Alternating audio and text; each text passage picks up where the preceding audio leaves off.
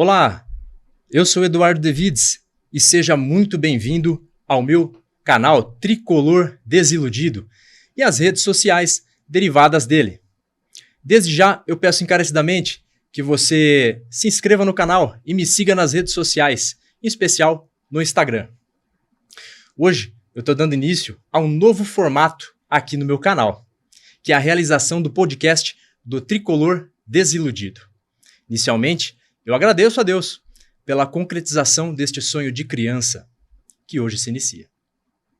E a realização desse podcast não poderia ter sido possível sem o incentivo da minha esposa, do meu filho, dos meus pais e dos meus amigos.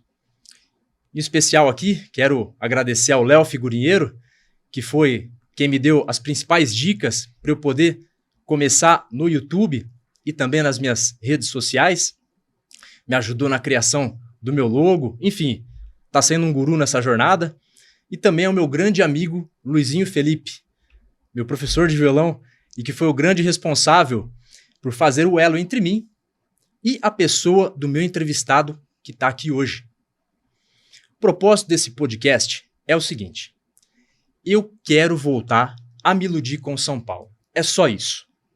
Aliás, o nome Tricolor Desiludido não significa que eu torça para o São Paulo perder ou que eu esteja zicando o time. Pelo contrário, não é nada disso.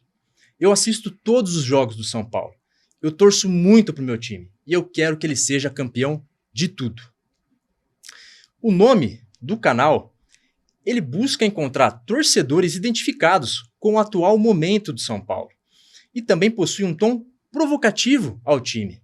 Mas veja que não é provocativo do verbo provocar no sentido de insultar, mas sim do de forçar alguém a responder um desafio. Então, esse desafio que eu proponho é ao time que cada vez mais ele jogue com o seguinte objetivo: vamos voltar a ganhar títulos para iludir o torcedor. Eu sou de uma época que o São Paulo ele chegou a ganhar 3 títulos no ano e nos 3 anos seguintes ele foi campeão brasileiro. Quando chegou no ano subsequente que o time não ganhou a Libertadores, o que eu pensei? Poxa, São Paulo não ganhou, agora vai ter que ganhar o brasileiro de novo? Olha que ponto que a gente chegou na nossa ilusão do passado. Só que os anos foram passando e só veio escassez de títulos. E nesse meio tempo veio uma mudança de perspectiva da minha parte. Antes eu era iludido. Eu tinha certeza que o São Paulo ia ganhar alguma coisa no ano. Ia ganhar, com certeza. Hoje em dia, título para mim é quando o São Paulo ganha um clássico. E nesse podcast, quem sempre vai me ajudar nesse propósito, que é o de voltar a me iludir com o São Paulo, vai ser sempre um ídolo do São Paulo, seja ele jogador ou ex-jogador. E hoje eu tô aqui com um ex-jogador, ídolo do São Paulo, que iniciou sua carreira jogando no Tricolor e integrou o famoso Menudos do Morumbi. Já tô melhorando um pouco para vocês adivinharem quem é. Reduzir aí talvez a uns 5, 6 nomes, hein? Quem era o Menudos, pessoal? Sou mais jovem, não lembro quem são. Era um grupo de jogadores que foram comandados pelo ex-técnico Cilinho. Esse meu entrevistado aqui de hoje, ídolo do São Paulo, ele jogou na seleção brasileira. Inclusive, disputou 2 Copas do Mundo, 1986 e 1990. Ele jogou em alguns clubes brasileiros, em diversos times pelo mundo. Eu vou citar só 4 aqui, porque o currículo desse cara é gigantesco. Sporting de Portugal, Sampdoria da Itália, Kashiwa Reysol do Japão, San Lorenzo da Argentina. E olha que curiosidade, ele é muito ídolo no San Lorenzo. Vocês acreditam nisso? Depois eu vou perguntar para ele aqui também sobre isso. Ele também foi técnico em vários clubes brasileiros. Vou citar alguns também. Avaí, Grêmio, Flamengo. Também foi técnico no exterior, no Catar, no Al Arabi e no Al Gharafa. Hoje, ele é comentarista dos canais ESPN.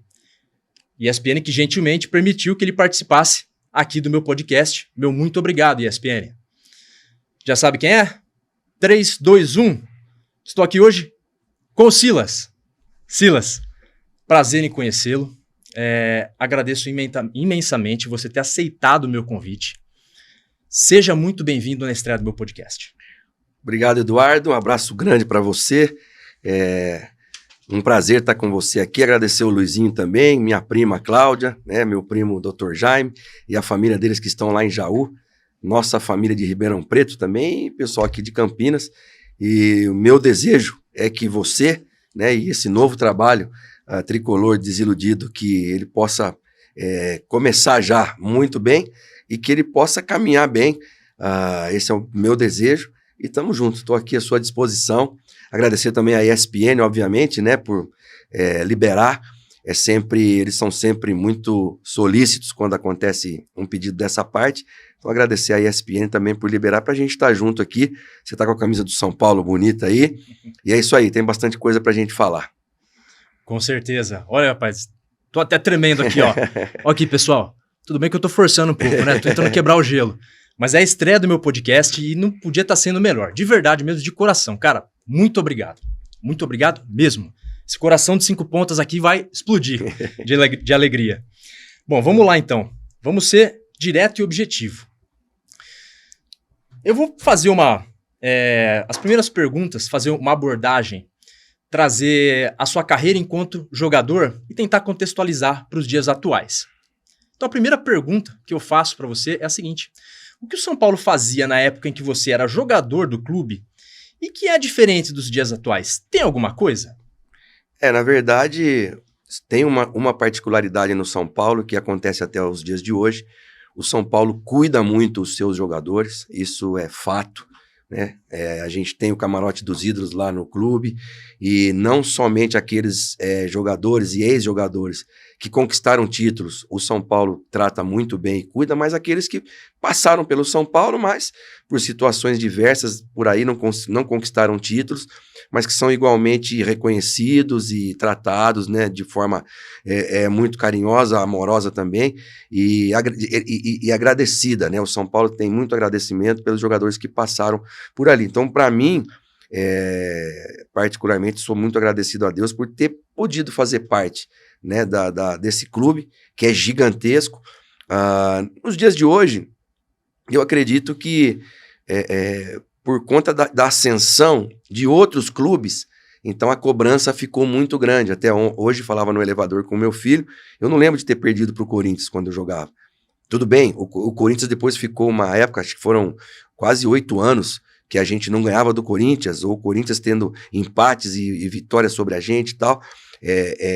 Por quê? Quando os outros clubes sobem, a comparação aumenta, principalmente os daqui de São Paulo, né? Santos, Palmeiras e Corinthians em relação ao São Paulo, São Paulo, Santos e Palmeiras com relação ao Corinthians e assim por diante. Mas o São Paulo sempre foi um clube muito organizado, um clube de muito poder aquisitivo, um clube que sempre pagou muito em dia e pioneiro nas questões de fisiologia, nas questões de nutrição, nas questões de centro de treinamento. Ninguém tinha centro de treinamento. Nem o Palmeiras tinha, nem o Corinthians tinha, nem o Santos tinha. O São Paulo já tinha o CT. Depois o São Paulo implementou Cotia, ou seja, que ficou ainda maior. Tanto que quando o São Paulo é campeão do mundo ali, contra Milan, contra Barcelona, contra o Liverpool foi mais recente, 2006. O São Paulo era comparado com Juventus, com o Real Madrid, com o Barcelona, com os gigantes, com a Inter de Milão, com os gigantes da Europa, né? E isso foi justamente porque tinha essa estrutura que era diferenciada dos demais. Perfeito. Você acha que, antigamente, treinadores e jogadores, eles eram melhores? Eu vejo de forma de, por exemplo, o Miller e eu, nós fomos pioneiros lá no São Paulo na questão de jogadores da base irem para o profissional. Vocês subiram juntos? Subimos juntos, mas o São Paulo não tinha essa política. O São Paulo ele mandava os jogadores que subiam para os clubes do interior, 15 de Jaú, da tua cidade. Mandava para Rio Preto, América, mandava para Ribeirão Preto, Botafogo e Comercial, mandava para Inter de Limeira, mandava até para outros estados também. E aqueles que se despontavam nesses clubes, o São Paulo trazia de volta. E com o Miller e eu foi diferente. O Cilinho, o Sidney também, o Nelsinho também, o Gualberto, a gente subiu. E aí, então assim, abriu uma nova forma de promover os jogadores, né? Por quê? Porque naquela época o São Paulo não precisava de dinheiro dos ativos do clube, que eram os jogadores da base. Hoje não. Hoje não só o São Paulo, a grande maioria dos clubes, inclusive os que têm dinheiro, o Flamengo hoje precisa dos ativos do clube. Então você vê Vinícius Júnior, você vê o Ranieri, você vê o Paquetá, ou seja, tantos jogadores que apareceram ali, o Rodrigo Muniz mesmo, que não despontou tanto quanto esse que a gente citou, mas também está jogando na Alemanha, eu creio, na Europa. E o São Paulo não, o São Paulo sempre teve muito poder aquisitivo, então ele mandava os jogadores, contratava já as figuras, tanto que trouxe o Careca do Guarani, trouxe o Pita do Santos, trouxe o Oscar, que jogava na Ponte Preta, então trouxe jogadores já consagrados. Dario Pereira veio do Uruguai, né? Gilmar veio do Inter de Porto Alegre, Zé Teodoro veio do Goiás, então assim, pagando. Bernardo trouxe do Marília. Então acontecia essas situações, e o Miller e eu, nós nascemos no clube, e dali abriu-se para, a gente vai falar um pouco disso depois, né, das figuras que o São Paulo lançou, e como o São Paulo tem essa marca de formar jogadores, mas assim, sempre foi nesse formato, né? Sim, mas será que hoje não é um pouco diferente, que nem a gente vê o Dorival Júnior nessa janela de contratações, para vender jogadores, pedindo praticamente, pelo amor de Deus, para a diretoria: não vendam os principais garotos meus aqui. Eu preciso deles para tentar fazer o time ser campeão da Copa do Brasil. Será que não mudou um pouco essa perspectiva? A gente vê o São Paulo também. Esses dias eu li uma matéria, o presidente Júlio Casares vai quitar os últimos salários em atraso. Então, assim, é um pouco diferente, não é, hoje em dia? Por um lado a gente tem que, sim, parabenizar o Júlio. Júlio é meu amigo pessoal, a gente se fala bastante. Parabenizar o Júlio pela gestão, porque é fácil, às vezes, para quem... Melhorou muito. Para quem está do lado de fora, às vezes é fácil a gente criticar, mas quem está lá dentro está vivendo a realidade do dia a dia, do pagamento, porque não é só pagar jogadores, você tem que pagar funcionários, você tem que manter um estádio, você tem que... É toda uma estrutura complexa. Gigantesca. Né? Então, assim, quero parabenizar o Júlio pelo trabalho que ele está fazendo. Agora, houve, de 2009 para cá, o São Paulo administrativamente teve muitos problemas, e problemas financeiros, inclusive, de gestões anteriores, alguns deles nem vivos estão, então... por uma parte ética, né? A gente prefere não falar, mas a gente sabe que uma má gestão nos clubes trazem consequências também desastrosas, e aconteceu no São Paulo. Isso, os mercados menores, paralelos, mas com dinheiro, também ajudaram a dificultar a vida dos clubes grandes. Eu digo China, mundo árabe, o leste europeu, que começou a contratar os jogadores, e os clubes precisando de dinheiro para colocar nos seus cofres, acabou abrindo mão das suas promessas, e isso acaba acarretando um problema sério. Você vê, por exemplo, um exemplo de um rival nosso, que é o Palmeiras. O Palmeiras, nesses últimos anos, você podia contar 15 ativos, um melhor que o outro. Eu vou citar dois, o Gabriel Veron e o Danilo, certo, que foram jogadores. Tudo bem que o Danilo vem do Bahia, mas vem novo. O Gabriel Veron é um menino que também vem novo. O Gabriel Menino, que vem do Guarani, mas vem para a base também do clube. Então o Palmeiras investiu muito pesado na base e hoje está colhendo frutos. Coisa que o São Paulo também faz. Mas o São Paulo teve um período que ele teve que abrir mão de poder contratar os craques porque não estava conseguindo títulos. E administrativamente, financeiramente, não estava tão bem. Então, aquilo, para se equilibrar, né, custou. E aquilo que você falou no início, Eduardo, o último título de expressão nosso foi em 2012, com o próprio Lucas Moura, que voltou da Copa Sul-Americana. Né? Então, assim, agora são ciclos, e felizes os clubes que têm diretorias e pessoas no comando que conseguem dar essa volta por cima, porque muitos não conseguiram. A gente vê um Botafogo voltando agora no Campeonato Brasileiro. Muita gente diz até que é sorte, porque no Campeonato Carioca não classificou nem entre os 4. O próprio Cruzeiro, mas esses estão amparados por SAFs.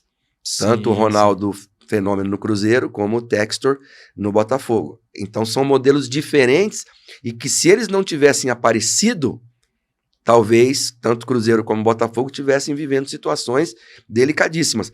Assim como o Palmeiras. Sim. quando entrou a Parmalat, e aí a Parmalat alavancou já um primeiro momento do que viria a ser hoje, né?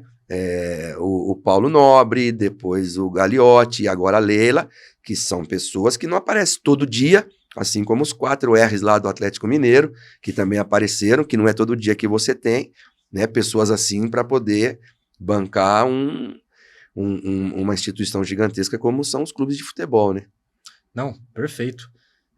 Até voltar naquela questão que eu falei no início, né? O Dorival tentando puxar o cobertor para cá e o presidente tentando puxar para lá. Eu entendo também. É como um prefeito que assume uma cidade, uma prefeitura. Poxa, e agora? Para frente? Vamos aí, vamos gastar? Não, primeiro precisa olhar os cofres. Então é um desafio também para o presidente. Eu entendo isso. E ao meu ver, o Júlio Casares, ele tá assim, ele tá tentando conciliar, ele tá contratando, mas também ele tá olhando a questão financeira, não tá deixando, tanto é que os balanços estão melhorando de São Paulo. Sem dúvida não nenhuma. Tá deixando aumentar a dívida. E você falou do Dorival, e a gente não tem como falar do Dorival sem falar do Rogério, né? Do Rogério Ceni, que ele não é para mim, eu acho que para todo torcedor são paulino, é o maior nome da história do clube como jogador. Tem outros grandes também, muito próximos, como o Careca, como o Raí, como o próprio Miller, jogadores que são gigantes. E outros no passado, Pedro Rocha, né, Mirandinha, jogadores que... Zete, gigantes também no clube.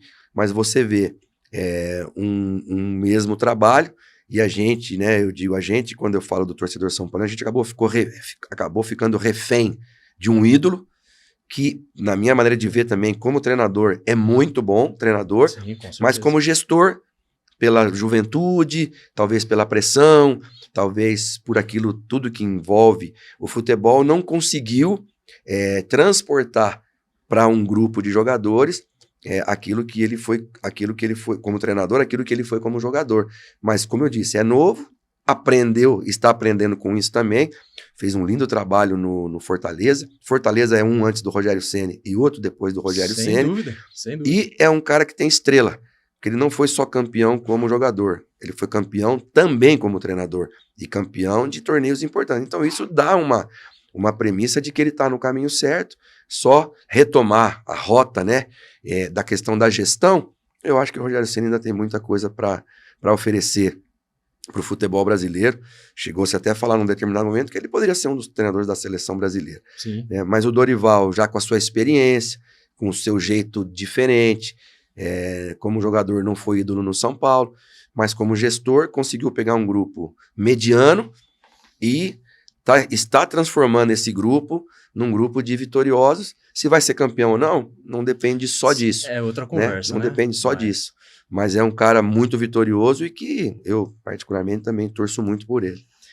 A gente vai chegar lá, mas essa questão do Dorival é curiosa, né? O pessoal às vezes reclama, e eu também reclamo. Pô, São Paulo não ganha fora de casa. Tá, a gente vai falar sobre isso. Mas vamos olhar o São Paulo hoje e olhar o São Paulo lá em abril, quando contratou o Dorival.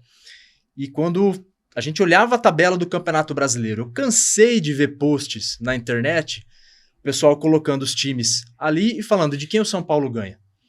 E uma galera que olhava aquele post, poxa, São Paulo, eu acho que não sei se ganha do Bahia, não sei se ganha do América, não ganhou do América, de fato.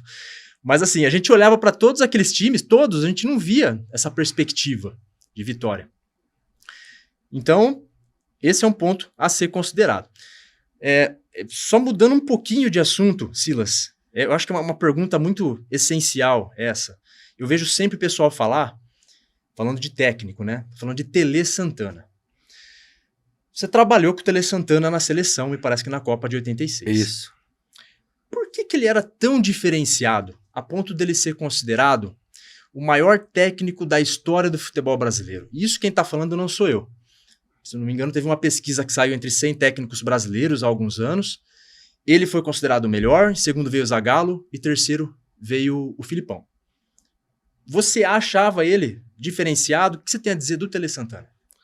Olha, eu trabalhei com ele, trabalhei com o René Santana também, filho dele, no Rio Branco de Americana, foi meu treinador. E o Tele, ele era muito simples. Eu acho assim que na seleção brasileira, ele foi infeliz não ele, a seleção toda, porque aquela seleção de 82 que ele dirigiu e a nossa de 86 que ele também dirigiu, a de 82 era para ser campeã do mundo, porque eles estavam no auge, todos os jogadores ali estavam no auge, o Zico principalmente, né? O Júnior, Toninho Cerezo, o Careca machuca naquela Copa do Mundo, então assim, foi uma perda grande quando o Careca se machuca naquela Copa da Espanha. Agora, eu particularmente, talvez eu inverteria essa ordem, eu talvez daria o Zagallo como o melhor treinador, né? Essa é uma opinião particular. Claro. Depois o Filipão e depois o Tele. Assim, não digo que um seja melhor que o outro, cada um tinha a sua maneira, a sua filosofia de trabalhar. Agora o Zagallo foi muito campeão, né? Tudo bem, o Zagallo teve na Copa de 70, quando ele é campeão do mundo, 5 meias jogando, só o Clodoaldo que não era meia, os outros eram todos meia e a maioria número 10 nos seus clubes, sim, né? O Jairzinho era 10, o Tostão era 10, o Pelé era 10, o Gerson era 10, o Rivelino era 10 e o Clodoaldo com 20 anos de idade era o único que marcava, era o volante.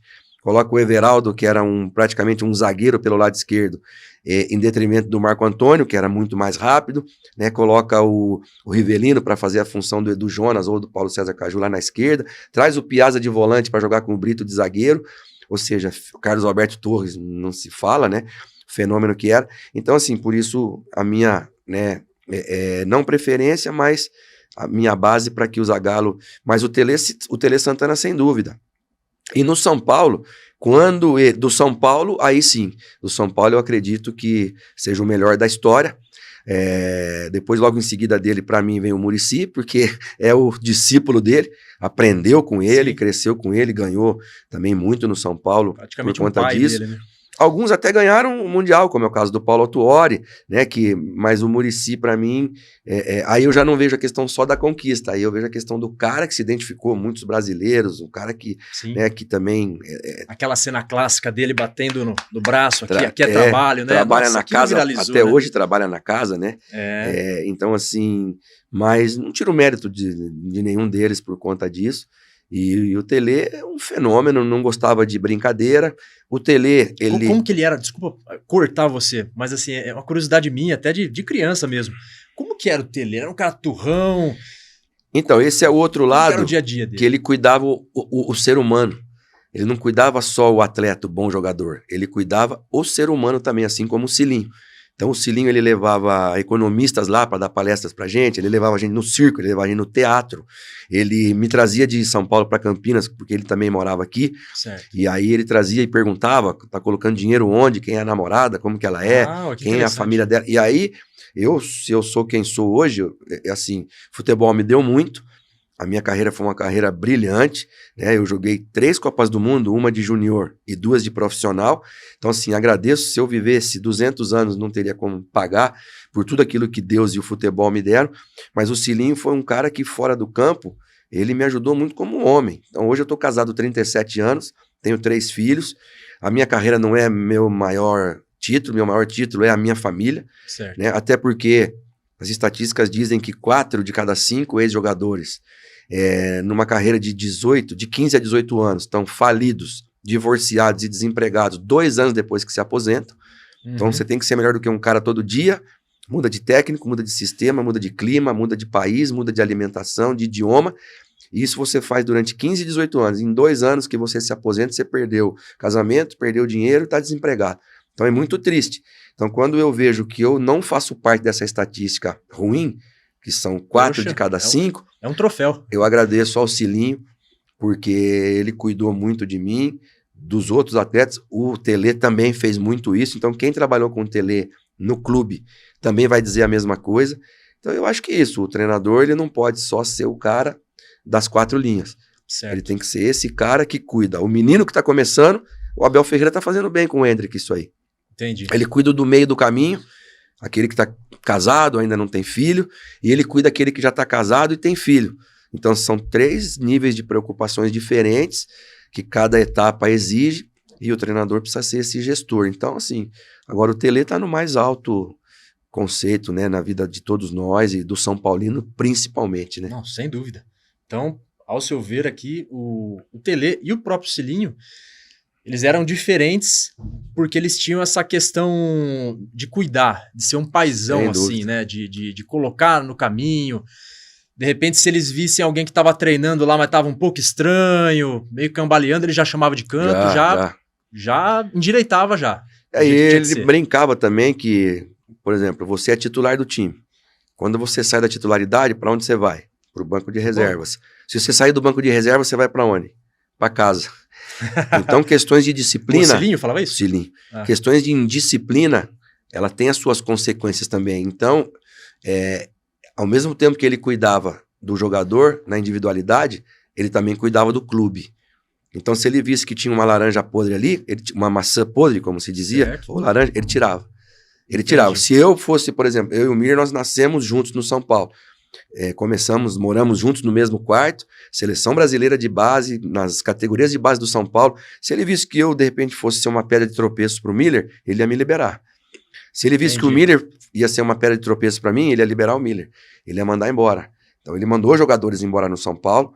Eu não vou citar nomes aqui, né, que é desnecessário. Fica tranquilo. Mas em favor do jogador, em favor dele se proteger, o treinador também precisa se blindar, e em favor do clube também. Então, eu acho que isso tudo faz parte da gestão, de um cara que ele já via lá atrás aquilo que acontece hoje. Mas ele era um cara que ele trazia o torcedor para o campo.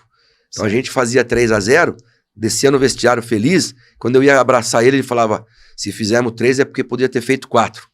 Vamos pensar a fórmula agora para fazer 4. E aí, então era sempre para frente. Tá 1-0 para nós estamos mais próximos de fazer o segundo do que o adversário de empatar o jogo. Aí a gente fazia 2-0. Estamos mais próximos de fazer o terceiro do que o adversário de fazer o primeiro. Então, assim, ele colocou essa mentalidade na gente. E, cara, tudo bem. Tinha muita peça que colaborava. Oscar e Dario Pereira. Respeito muito o Lugano e o Fabão, respeito outros zagueiros que jogaram lá. São da minha geração, inclusive. Mas o Dario e o Oscar juntos. Talvez individualmente poderia se destacar mais uma outra. Miranda, André Dias. Tá louco, São Paulo teve zagueiros que infinitamente craques. Mas Oscar e Dario Pereira, pra mim, foi a melhor dupla que o São Paulo teve. Aí você tem Careca, você tem Pita, você tem Miller, Gilmar no gol, Nelsinho, Zé, cara, o Bernardo. O Sidney. É muita gente boa, né?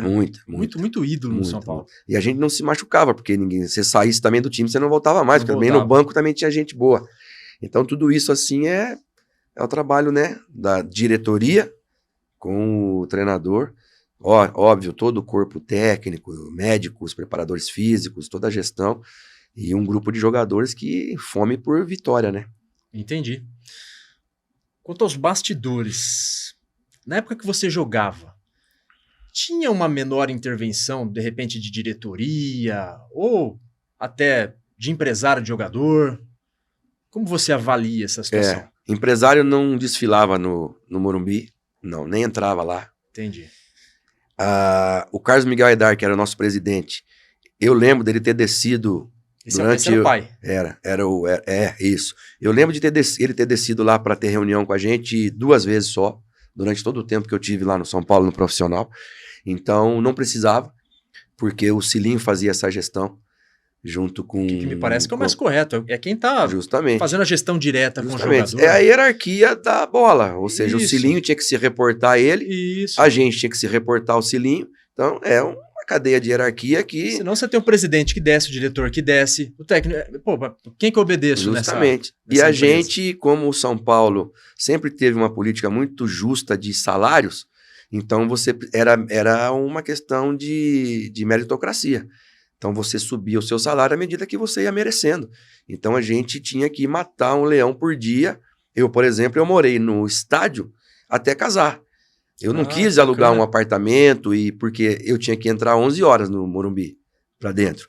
Mas se você quer ser jogador profissional, você tem que ter atitude de profissional.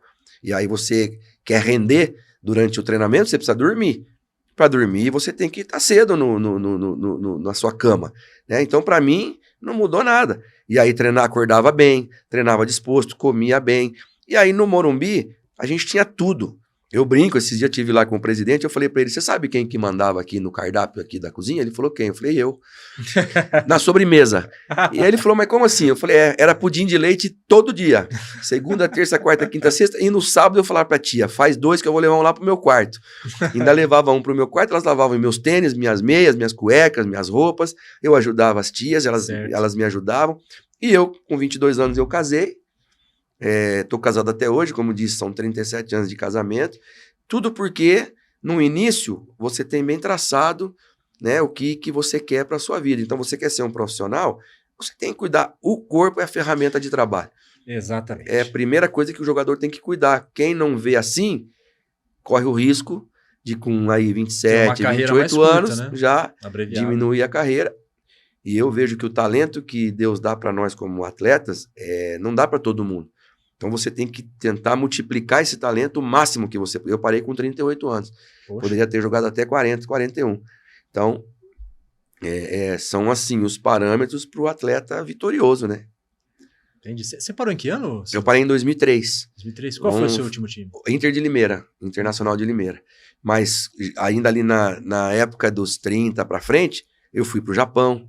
Então, consegui fazer ainda um bom contrato como jogador, que foi o último bom contrato de dinheiro, né, que eu pude fazer como jogador. Então, tudo isso porque você, assim, criou uma ideia para quem gosta de você e te acompanha, de que depois dos 30 você ainda poderia jogar no Japão. E isso é muito bom. Você acha que da sua carreira de jogador você aproveitou ao máximo? Aproveitei. Eu poderia ter feito mais gols. Porque como no São Paulo, o Pita, o Sidney e eu, nós éramos os assistentes pro Careca e pro Miller, então eu acho que nós 3 poderíamos ter feito mais gols. E aí eu vou para Itália, vou para Portugal, vou fazer bastante gols quando eu vou pro São Lourenço. Porque aí eu jogava, aí eu era o abastecido, né? O assistido. Então porque eu jogava atrás dos 2 centroavantes, e o Bambino Vieira, que era meu técnico, falou, quero você dentro da área.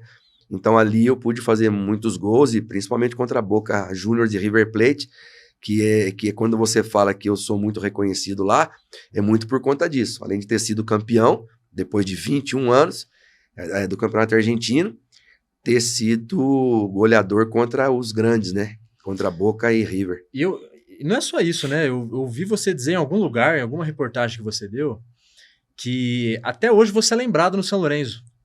Eles fazem jogo comemorativo, eles costumam convidar você, como que funciona? Eu jogo pro Master do São Paulo, eu jogo pro Master da Seleção Brasileira e eu jogo pro Master do São Lourenço. Poxa, que bacana. Então, assim, é muito legal. Sábado nós jogamos em Itabirito, Minas Gerais, em homenagem ao Tele Santana. O René Santana estava lá, jogou num torneio Atlético Mineiro, Fluminense, o São Paulo e a seleção lá de Itabirito. Foi muito legal, nós empatamos. Torneio de um dia só? De um dia só, 20 minutos, 40 minutos por 40 minutos, né, nós empatamos com o Atlético Mineiro, aí depois perdemos nos pênaltis, mas foi muito legal porque é uma festa, rever os 6 companheiros. O resultado pouco Justamente, importa, né? é o tá junto, é o depois, óbvio que quando você entra em campo todo mundo quer ganhar, né? Mas assim, dúvida, tá né? no sangue, mas assim, muito, muito legal, e então assim, imagina, você atravessar a sua carreira jogando pela Seleção Brasileira de Juniores, pela seleção principal e depois pelo Master da Seleção, pelo Juvenil do São Paulo, Junior do São Paulo, Profissional do São Paulo, Master do São Paulo, só no São Lourenço que foi Profissional e Master. Mas, cara, isso tudo é fruto de bom desempenho e, né, e de você saber aí ser gestor também do físico, né? Sem dúvida. Silas, mas assim, cara... É tão incontestável que você foi um cara bem querido, ídolo, onde você passou. Cara, você foi ídolo no clube argentino, que é mais o quê? Pois é. Isso é bom. E é o clube do Papa, né? São Lourenço o Papa é o torcedor número 1. Cara, Papa assim, Francisco, né? Me ajuda a lembrar, eu até tentei pesquisar, mas eu não achei. Que jogadores brasileiros que jogaram ali, eu cito alguns, o Yarley jogou no Boca. Ricardo Rocha jogou no New Old Boys. Né? O Jorginho Paulista jogou no... Acho que foi no Boca também. No Boca. O Baiano, lateral. No Boca também. O Mário Sérgio jogou no Racing Clube. O Ademir, volante. O Mário Sérgio, o meia canhoto. Que jogou no São Paulo também. Sim. O Ademir, um volante que jogou no Grêmio, jogou no Racing Clube também, mas assim, jogaram pouco tempo, numa época mais difícil. O Charles, que o Maradona levou pro Boca, também jogou durante pouco tempo. É que eu joguei 4 anos no São Lourenço. Sim, não, talvez você seja o brasileiro que mais ficou ali e que talvez tivesse uma maior identificação na Argentina. Assim, eu não se eu te falar, quando eu cheguei lá, se eu acreditava que tudo isso ia acontecer, não. Mas eu fiz nos meus primeiros 5 jogos, eu fiz 6 gols. Nossa. E eu estreiei contra o Boca, ganhamos de 1-0, eu fiz o gol. Aí eu me machuco e volto contra o River. Aí contra o River eu faço o gol mais bonito da minha vida, que eu saio driblando todo mundo. O gol que o Maradona fez contra os ingleses na Copa de 86, eu faço contra...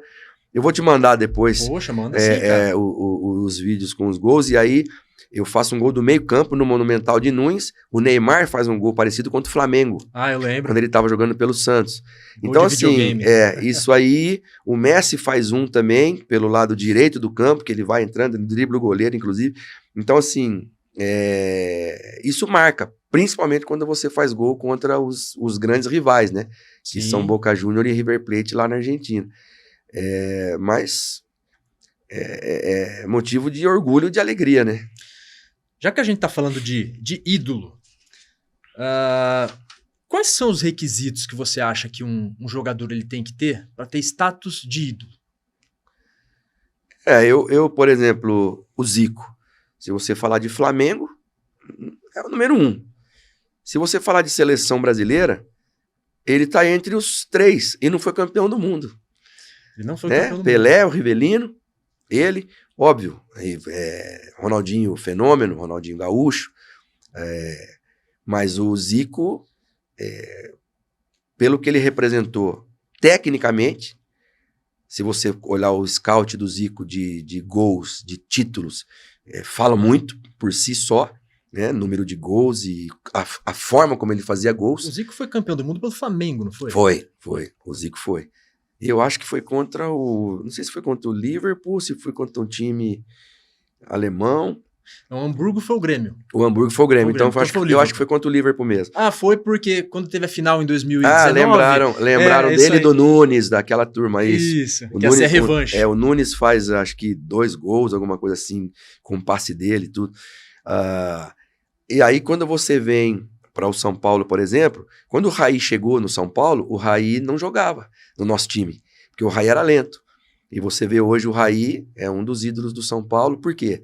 Por aquilo que ele significou dentro do campo, por aquilo que ele significou fora do campo, né? Careca também não foi campeão do mundo.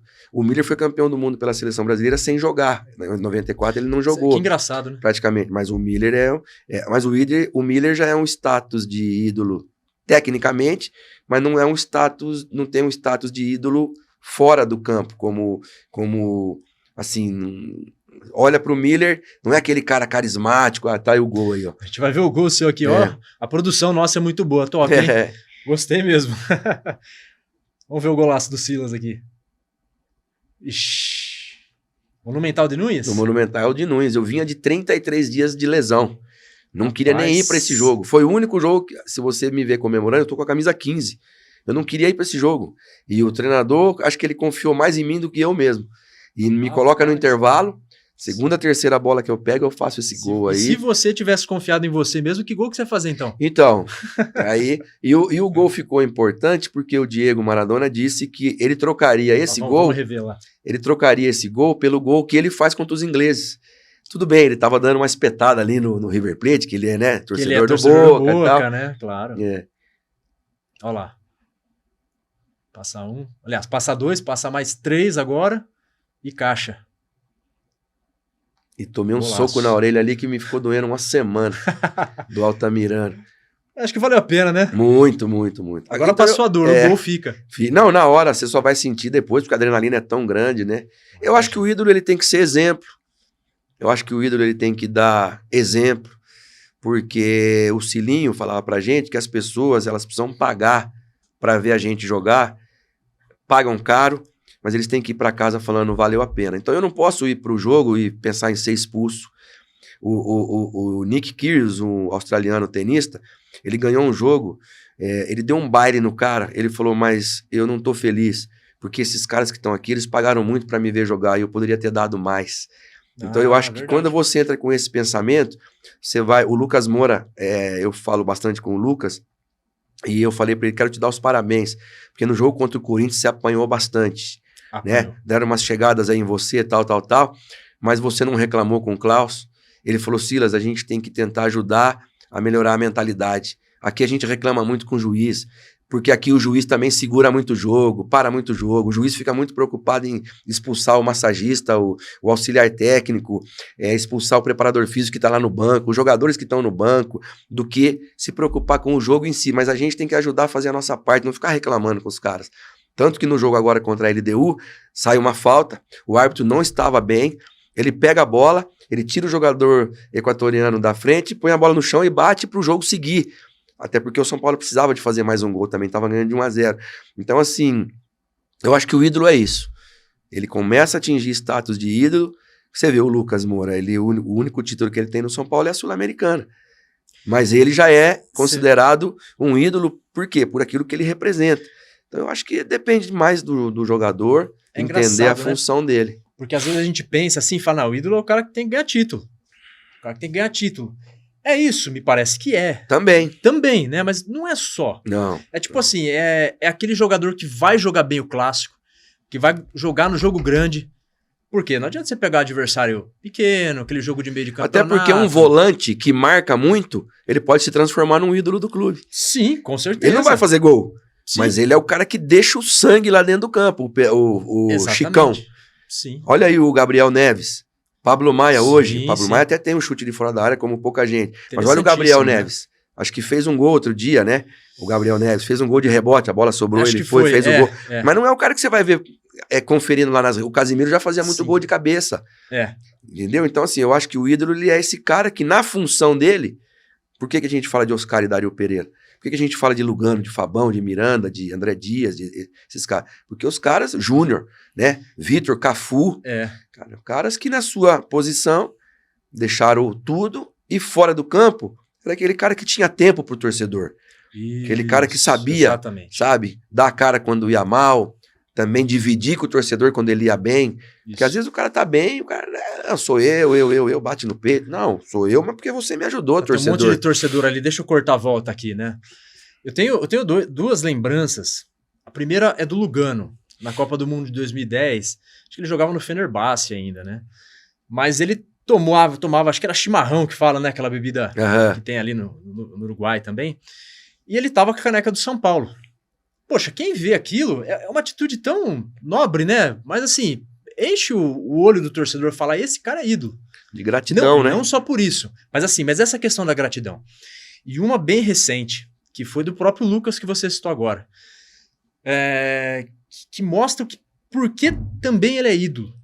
Acabou o jogo, tipo assim, que de repente o torcedor mais crítico vai pensar? Vai falar, meu cara, olha quantos caras ganham, tô nem aí, o cara vai pra casa, vai sair na balada, de repente, poxa, mostrou o Lucas saindo do estádio, abraçando a esposa dele, Larissa, chorando. Então eu vi essa cena. Cara, a hora que eu vi isso, eu fiquei emocionado. E ele não mostrou fraqueza ali, muito pelo contrário. Porque pra muita gente, é fraco. Não. Ele mostrou o grande que ele é, o gigante que ele é. Ele sentiu aquela derrota. A derrota, entre aspas, né? Não, e nós perdemos pro Atlético Mineiro nos pênaltis aí, um jogo de Master, cara, você tem que ver o silêncio que fica entre a gente, porque tá no DNA, cara. A gente nasceu pra ser vencedor. Então, a gente sabe. Agora, ele deixou tudo. E o que foi legal desse jogo, que você citou, da LDU, que foi muito legal, foi que o Rames Rodrigues, mesmo ele perdendo o pênalti, ele deixou o torcedor são paulino com gosto de que ele, com o sentimento de que ele vai ajudar. Porque ele entrou, pela entrevista que ele entrou muito bem no jogo. Assim como o Lucas contra o Atlético Mineiro, vai muito bem, faz o pênalti no Patrick, e o São Paulo perde de 2-0 aquele jogo. Do jogo, né? Faz parte. Então, assim, eu acho que isso conta muito. Por isso que o São Paulo tem essa final aí contra o Flamengo, um título que o São Paulo ainda não tem. Tem no seu grupo um treinador que é o último campeão da própria Copa do Brasil pelo próprio Flamengo, que é o Dorival, que conhece, né? Que há 2 meses atrás Todos nós, torcedores são paulinos, diríamos que esse jogo o Flamengo levaria sim ou sim.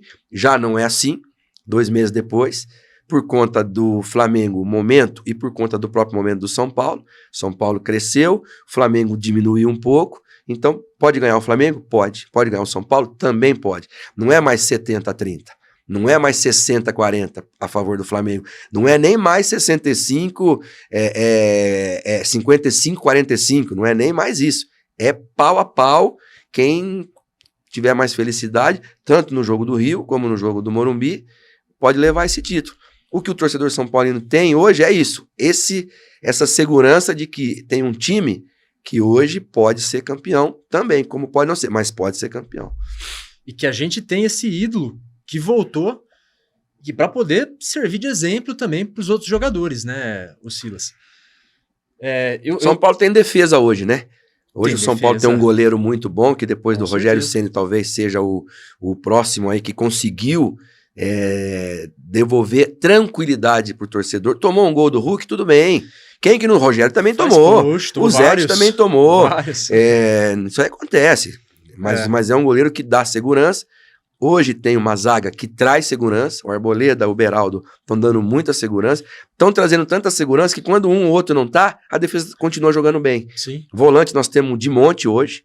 Nós temos desde o Luan, o Mendes, Pablo Maia, Gabriel Neves. Temos o Rodrigo Nestor, que é meio volante meia. Temos laterais. Talvez não seja o setor mais protegido do clube. A gente precisa ainda de mais alguns ali. E lá no meio para frente, a gente tem muita gente boa, o time é muito bom. Então, é isso. Tá trazendo esperança nos seus 3 setores. No banco de reservas tem lá um cara que é o Dorival. E para dar proteção para tudo isso, tem uma diretoria que está fazendo o seu máximo para deixar os jogadores pensarem só em jogar. E não ficar preocupado com salário, se tem comida, se a bola tá boa, se o gramado tá bom para treinar, né? Que é a base do futebol, né? Perfeito. E falando desse elenco nosso, quem que você acha que vai agregar mais ao São Paulo? Que foi as grandes contratações da janela. As 2 últimas, né? As 2 últimas, e talvez até da janela brasileira, né? A gente fala aí de Lucas Moura e do Rames Rodrigues. Quem que você acha que vai agregar mais? Eu acho que depois desse jogo contra a LDU, os 2 vão agregar muito, cada um na sua característica. Porque a gente não pode esperar do Rames a velocidade do Lucas. Com certeza. Mas a gente não vai esperar também do Lucas uma assistência que o Rames pode fazer. Então, assim, eu acho que... São jogadores diferentes. São. O Rames, estando bem fisicamente, eu acho que ele vai ajudar muito, porque ele pensa o jogo, ele dá pausa, ele dá velocidade, ele tem a bola parada. E o Lucas é o cara que, se você der meio metro para ele tira 1, ele tira 2. Um abraço. É um jogador que está habituado com o gol. A gente não vai esperar tanto do Rames a nível de gols, mas a gente vai esperar do Rames aquilo que o Veiga e o Scarpa fizeram em favor do Palmeiras, aquilo que o Arrascaeta faz em favor do Flamengo, aquilo que o Paulo Henrique Ganso fez, está fazendo ainda, mesmo num momento diferente, até depois da lesão do joelho, pelo Fluminense, aquilo que um Lucas Lima fez na época do Santos. Hoje já não está conseguindo tanto, mas fez na época do Santos, na outra época, né, não nessa agora presente, ou seja, aquilo que um Riquelme fez para o Boca Júnior. Então a gente espera o que o Pita, pronto. Eu acho que se o Rames Rodrigues conseguir fazer o que o Pita fez, aqui não estou discutindo quem é melhor, quem é pior, uns vão achar que é o Rames, outros vão achar que é o Pita, mas o que é interessante é que o Pita já deu muita coisa para o São Paulo, que o Rames deu em outros lugares. Mas certo. No São Paulo ele ainda não deu. Então, assim, eu acho que os 2 vão agregar. Hoje o Lucas está um pouco na frente, porque nasceu no clube. Sem dúvida. Tem já um amor ídolo, diferente pelo clube, já é ídolo, voltou por isso. E o Rames, eu acho que se ele conseguir acompanhar o Lucas aí, ele vai também. Ele tá um pouco fora de forma ainda, Silas. Eu não me lembro do Rames no auge dele, porque o auge dele já me parece que faz uns 5, 6 anos aí. Então eu não consigo lembrar do jogo dele. Eu achei ele, bate na bola como ninguém, sabe? Muito bom tecnicamente. Eu só achei ele um pouco lento ainda. Nesse jogo contra a LDU eu já não vi isso. Certo. Eu já vi ele bem. Tudo bem que ele entrou num jogo que a LDU estava com um jogador a menos. Então é diferente, né? Você tem mais espaço. Mas eu vi um jogador com reflexos. Eu vi um jogador com sprint muito bom. Eu acho que a questão do Rames não passa pelo recondicionamento físico dele. Eu acho que passa pelo tamanho da fome que ele tem por glória. Certo. Porque dinheiro ele já tem, ele é milionário, ele jogou nos clubes da Europa, ele foi reconvocado agora para a seleção colombiana. Sim. Então eu acho que passa pelo tamanho da fome que ele tem de vingar em um clube que ele chega para ser titular, mas ainda não é. Então assim, eu vim para ser titular, mas pô, e aí? Vou ficar aqui me sujeitando?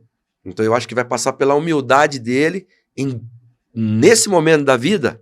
Não, eu vou ganhar a posição. Eu acho que ele já ganhou. Você acha que ele já ganhou? Eu acho. Você acha que o Dorival entra com ele de titular contra o Eu Flamengo? acho que ele já ganhou. Não sei no jogo de lá. No jogo daqui, eu acho que ele já entra como titular. Né? Mas eu acho que ele, se ele não tiver o lugar no time já para essas finais, ele vai ser um dos 11 num espaço curto de tempo. Eu acho que não vou arriscar quem vai sair. Tenho aqui na minha cabeça, mas eu prefiro não arriscar, porque às vezes a palavra da gente ela atrapalha ao invés de ajudar. É um contorno diferente. Então eu não quero isso, fica porque eu torço pelo clube, até porque quem tá ali é porque tem condição de estar ali. Sim, sem dúvida. Agora, os que estão ali, o futebol é rendimento, é prestação de serviço. Então eu tenho que ser melhor do que você, se nós dois somos os dois meia-direita do clube, os dois meia-esquerda. Então eu acho que passa por aí. Né? Quem render mais, meritocracia e vai acabar jogando. O que você achou que faltou pro São Paulo avançar na Copa Sul-Americana? Eu tava assistindo o jogo na ESPN e eu vi um time assim que parece que não entrou pilhado. Não entrou pilhado que nem entrou contra o Corinthians. Não entrou, talvez com um pouco menos de intensidade, mas contra o São Lourenço também. O São Paulo entrou já querendo resolver e tal. Eu achei que faltou isso. O que você achou, Silas? Eu achei que os caras estavam cansados, porque o São Paulo, quando joga contra o São Lourenço, era o 6º jogo. Eram 4 derrotas e um empate.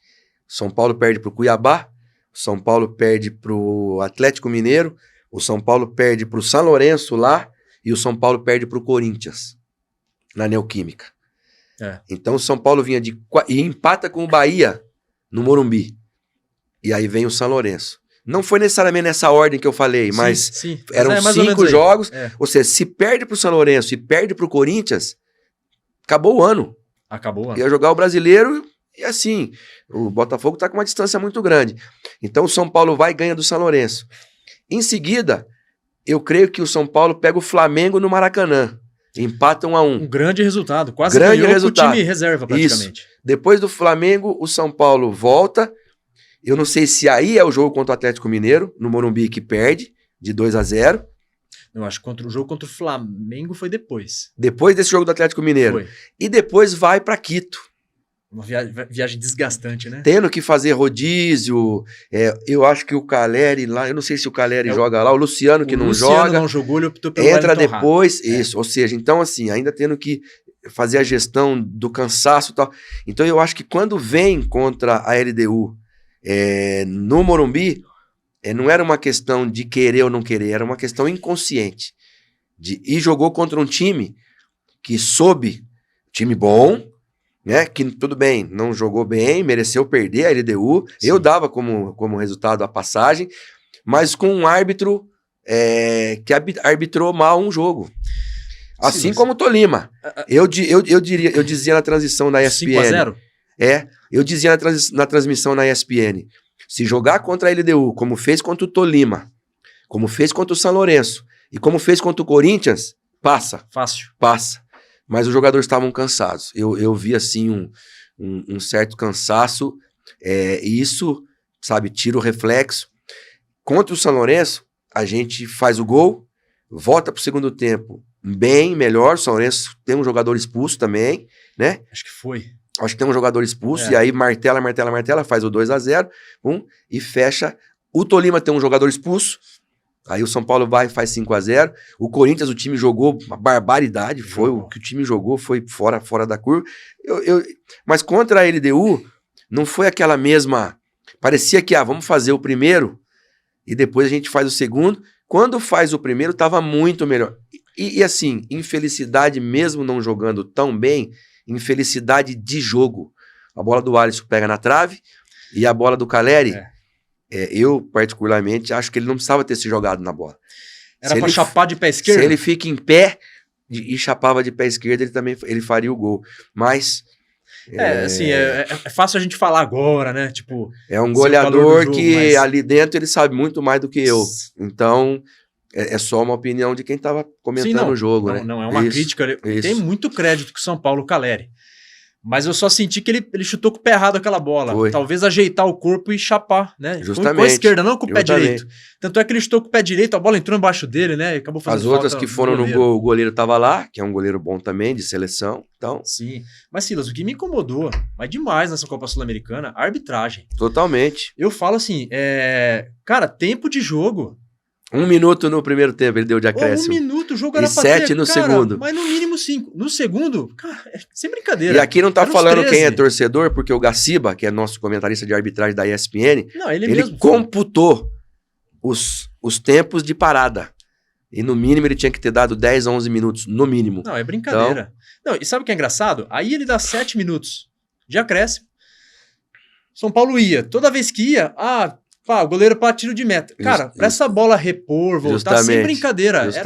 Era quase 2 minutos.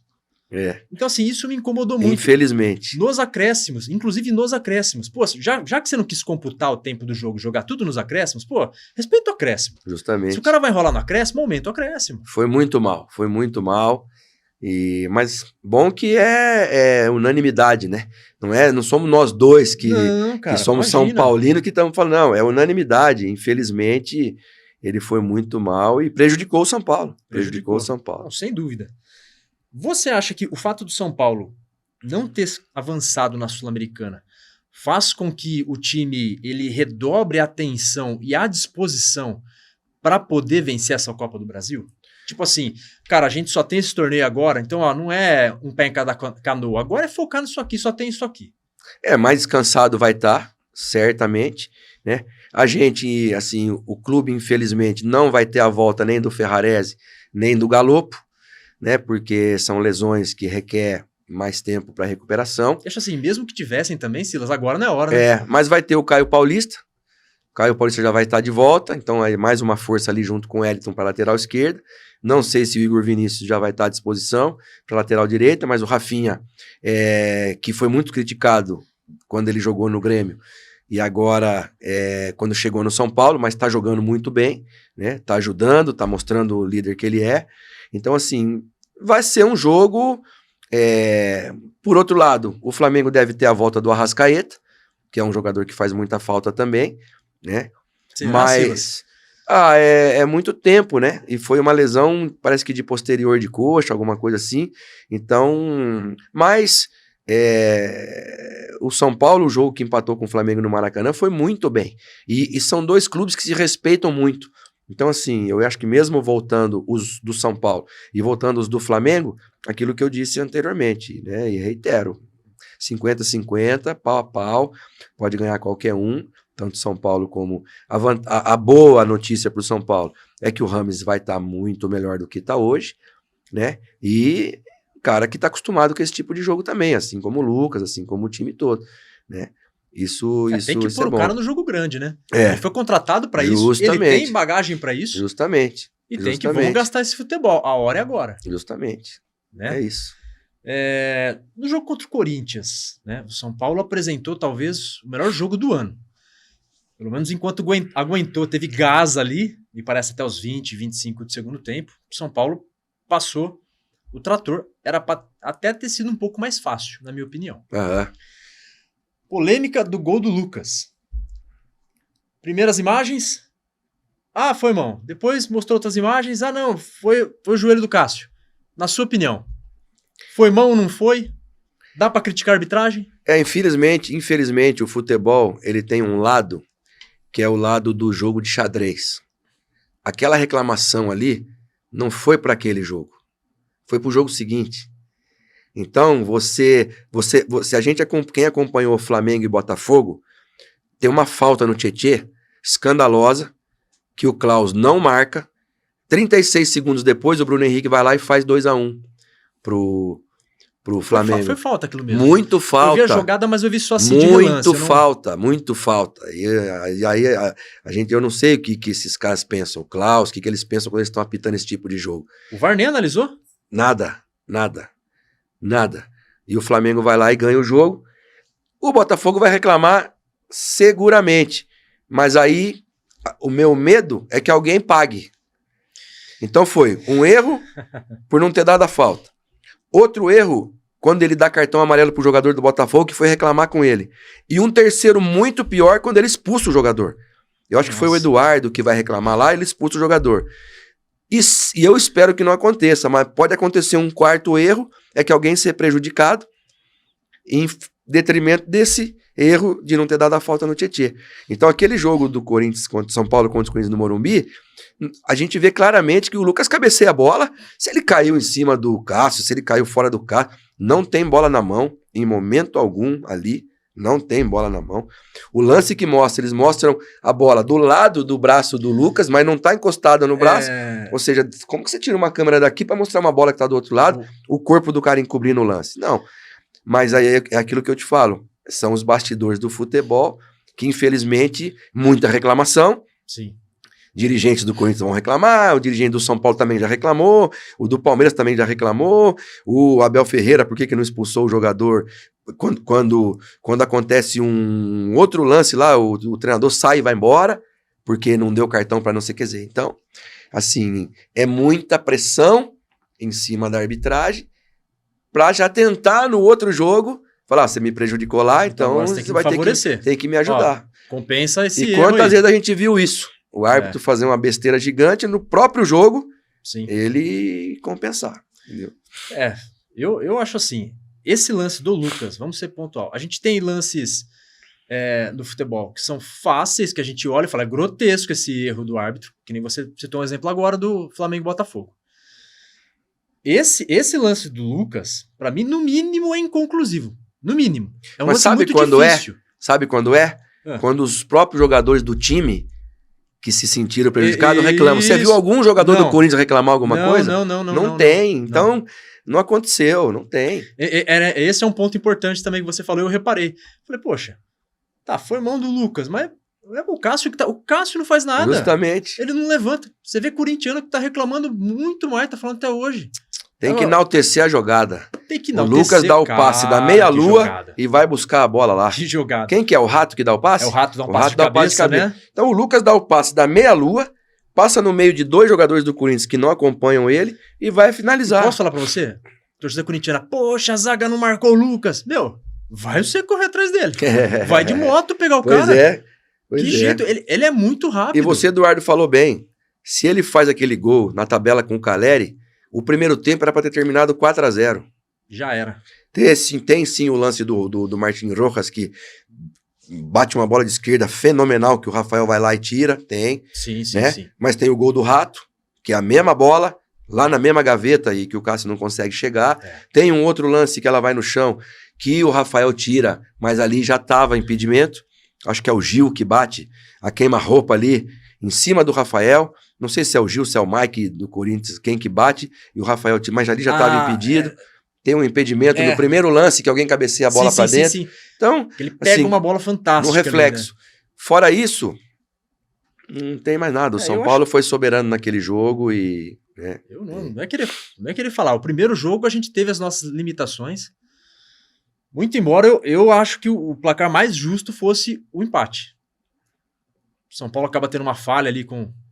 O Caio Paulista, né? No lance do gol do Renato Augusto, né? Não sei se foi falha, mas é natural porque ele não é lateral. Não, ele não é lateral de ofício. Ele não é lateral. E é uma falta de felicidade também, porque a bola bate nele, projeta no Renato Augusto, né? E ele sai na frente. E o Renato Augusto, que não é bobo nem nada, né? Não é pelo contrário. O cara perigosíssimo. Craque. Entendeu? Enquanto ele consegue estar em campo, porque infelizmente ele sofre muito de lesão, mas ele é um craque, é indiscutível. Vamos falar do São Paulo também, que nem eu estava comentando com você antes, a questão do Dorival Júnior. Ele chega em abril, poxa, ele muda o patamar. A gente olhava para o São Paulo, poxa, não vai ganhar nada no Campeonato Brasileiro. Tá, estamos lá no meio da tabela, mas fato é que a gente chegou longe numa Copa do Brasil. Agora, assim, como que esse time chegou longe sem ganhar fora de casa? São só 3 vitórias fora de casa. Contra a Academia Puerto Cabello, na Sul-Americana. Não sei se você chegou a fazer esse jogo. Não fiz. Esse não. Acho que... Tigre, né? Ganha do Tigre também? De novo? Ou não? Ganhou mas era o Rogério. Era o Rogério. Acho que foi o penúltimo jogo do Rogério.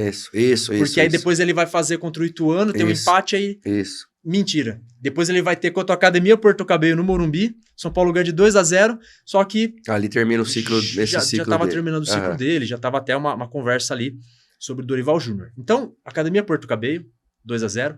2-0 no Sport, fora de casa, também pela Copa do Brasil. E contra o Palmeiras, também um jogaço. 2-1 fora de casa. No Allianz. Só que assim, tá tudo bem, contra o Palmeiras a gente não pode falar que é só, né? Poxa, foi um baita de um jogo. Mas fato é que o São Paulo, ele muda da água pro vinho, fora de casa. Como que você explica esse São Paulo 8 ou 80, Silas? O São Paulo teve muita lesão. Muita, não foram poucas as lesões. São Paulo teve que... Tanto que na era Rogério Ceni, ele teve que falar que não era o que ele queria fazer, era quem ele tinha para pôr em campo. Então, assim, isso dificulta muito o trabalho de um treinador. E se a gente olha para um Flamengo, por exemplo, que era um time com um elenco grande, o Flamengo vai em Bragança Paulista tomar de 4 do Red Bull, era para ter tomado de 7. Nossa. O Flamengo vai contra o Cuiabá lá e toma um atropelo, né, do Cuiabá lá, coisa que não é natural acontecer. Então, assim, eu acho que tem muito a ver com, sabe, cada jogo. E o São Paulo, eu acho que foi, assim, uma sequência de maus resultados fora de casa devido a um elenco encurtado e um momento de desconfiança muito grande dentro do trabalho. Muitos jogadores sendo contestados. O Rodrigo Nestor mesmo foi muito contestado, hoje é um jogador importante para o clube. Igor Gomes foi muito contestado, até que teve que sair, né? O Wellington Rato chegou e demorou para começar a entrar no coração do torcedor, as pessoas não acreditavam muito no Wellington Rato. Então, assim, o David, tudo isso, o David, quando faz aquele golaço contra o Palmeiras no Allianz Parque, em seguida se machuca. Caio Paulista, que faz o outro gol, em seguida se machuca. Então, assim, tudo isso gera falta de entrosamento, que é o 12º jogador que todo mundo fala. Quando o time entrosa, fica difícil parar. E o São Paulo, durante muito tempo, não conseguiu ter esse entrosamento. E principalmente porque havia uma desconfiança muito grande com relação ao setor defensivo. Tomava muito gol de cabeça. Tomava. Né? Toma contra o Sport aqui, né? Tomou 2 gols idênticos do Sabino, zagueiro. Igual, então. Nossa, aquele dia eu fiquei bravo, hein? Isso aí tudo contra o São Lourenço lá, né? O Barreiro faz o gol, o cara ajeita de cabeça dentro da área pequena. Poxa. Então tudo isso gera desconfiança, né? Mas agora não, agora foi... O que o torcedor espera é que para futuro, essa questão do jogo fora de casa, pelo menos ela se equilibre, né? Engraçado é que o São Paulo parece que funciona meio ao contrário, né? Quando a gente acha que o time vai jogar com o Palmeiras fora de casa, nossa, vai jogar com o Flamengo, o time reserva, nossa, vai tomar um amasso. Aí o time vai lá e surpreende. Quase ganhou do Flamengo. Porque o DNA é de campeão, o DNA é de gente, de time que sabe que ganhou, sabe que vai ser respeitado. Sim, talvez seja essa a esperança, né? Porque se a gente pegar o desempenho, na era do Dorival, ela não é muito boa, não é muito de animar. Ô Silas, eu queria voltar um pouquinho no passado. Você tem um jogo memorável. Você participou pelo São Paulo. Eu considero aí talvez a maior virada do São Paulo. Não foi propriamente uma virada no jogo, porque acabou empatado. Com 3-3, São Paulo e Guarani. Guarani e São Paulo, melhor dizendo. Final do Campeonato Brasileiro de 86. E Careca, seu parceiro, ele faz o gol praticamente no último minuto de jogo, empata ali. Vamos para os pênaltis. Tem hora que eu sinto um pouco dessa falta de gana do São Paulo em querer decidir pela última bola, tipo, não vai perder, não vai perder. Se a gente... os últimos jogos ainda a gente pode até considerar isso, né? Mas os últimos anos em si, isso é que eu tenho sentido falta no São Paulo. Você não acha que falta um pouco de vontade, tem hora no São Paulo, de buscar o resultado até o último segundo? Eu acho que tem a ver com aquilo que a gente acabou de falar, né? Você conseguir manter os 11 por jogos seguidos, né? Aquela vitória nossa contra o Guarani, se você assistiu o jogo do Morumbi, o primeiro jogo da final, nós demos um baile no Guarani e o jogo terminou 1-1. Gol do Evair e gol do Careca. O time do Guarani era muito bom. Mas em casa, nós jogamos muito bem. Foi impressionante o que nós jogamos e não conseguimos fazer 2-1. Porque você vem com uma vitória para Campinas, muda tudo. Mas o time era tão bom que a gente falava, não, vamos para Campinas, vamos jogar. Vamos de igual para igual. Só que o Guarani tinha Evair, tinha João Paulo. O Evair tinha Ricardo Rocha, o Evair tinha Tite. No meio campo, Tozinho, né? Tinha Marco Antônio, Valdir Carioca, o time Zé Mário, o time era muito bom, muito bom. E a gente vem para esse jogo, tanto que quando a gente toma os gols, o espírito era o mesmo. Vamos que a gente vai. Pra você ter uma ideia, eu comprei um carro e eu falei pro cara, eu não vou ter dinheiro para pagar se não for campeão. Eu só ia conseguir pagar o carro com a premiação. Não acredito. E aí, um mês antes de acabar o campeonato, ele me deu o carro. Pode levar o carro. E fiquei com o carro. Ele era genro do Abelha, que era goleiro nosso do São Paulo. Certo. E eu comprei o carro. E aí eu vim na fé mesmo que ia ser campeão. Falei, se não ganhar, eu vou devolver o carro. E a gente foi campeão. Depois eu vendi o carro pro Manu, que entra no meu lugar. O Manu entra no meu lugar no jogo, contra o Guarani na prorrogação. Ou seja, então, era uma confiança muito grande também, porque, sabe, o próprio retrospecto dizia isso. A gente perdeu muito pouco. E a gente, quando, sabe, tava junto, a gente se gostava, a gente procurava um ou outro. A gente era uma máquina de ganhar jogo. E a gente transferia isso para os jogos fáceis e os jogos difíceis, principalmente. Bacana. Não, é muito interessante a história do São Paulo em alguns momentos. A gente fala ali da época de 2005, época de 92, mas também dos anos 80. Foi essa época aí que você jogou, e especialmente esse campeonato. Se a gente levar em consideração entre os anos 2009 e 2023, a gente vê que o São Paulo ganhou só 2 títulos, que é o Campeonato Paulista e a Copa Sul-Americana. São títulos importantíssimos. Eu queria ganhar todo ano, com certeza. Só que assim, dentro das possibilidades de títulos que a gente tem durante o ano, tem Copa do Brasil, tem Libertadores, tem Campeonato Brasileiro, e parece que esses 2 títulos, eles acabam correndo um pouco por fora, né? Não são títulos tão expressivos em relação aos outros. Não estou dizendo que eles não são importantes. Mas o que aconteceu com o São Paulo para ele poder ficar praticamente aí 15 anos sem ter uma conquista dos principais títulos? Como você enxerga esse principal período de seca do São Paulo? Mas se você olhar a nível de seleção brasileira, a gente também, o último título nosso como seleção é 2002, né? Então, assim, a nível de seleção, também a gente ficou num espaço aí vazio, tá? Ganhou a Olimpíada, ganhou a Copa América, tá? Ganhou, mas não é a mesma coisa que você ganhar a Copa do Mundo. Se você relacionar Libertadores, Mundial com o Campeonato Paulista. Eu vejo, assim, que o São Paulo, depois que ele é campeão do mundo e que lançam lá o Soberano, eu acho que ali a gente passou uma ideia de soberba. Eu acho que ali a gente começa, Paulista já não é tão interessante, brasileiro mas nós aqui, nosso negócio é Libertadores e Mundial. Por quê? Porque quando ganhou atropelando, existiam os gigantes do mundo da bola e a gente ganhou deles todos. Então eu acho que assim, ali a gente deu uma ideia que a gente começou, e quem é cristão sabe que soberano é Deus. Sem Só dúvida. Tem um que é soberano. Sem dúvida. E aí, abaixo disso aí, então acho que a gente começou a andar no salto alto. E aí a gente pagou por isso, sofreu as consequências, e agora tá voltando. E mesmo você não tendo essa questão da soberba, o Palmeiras é campeão da Libertadores, mas não ganha Mundial. Por quê? Porque é muito difícil. Então, e se você olhar pro time que foi campeão do mundo lá, as 2 vezes, né? São Paulo é bicampeão do mundo? Tricampeão. É tri do mundo? De Libertadores? É tri também. É tri. Sim.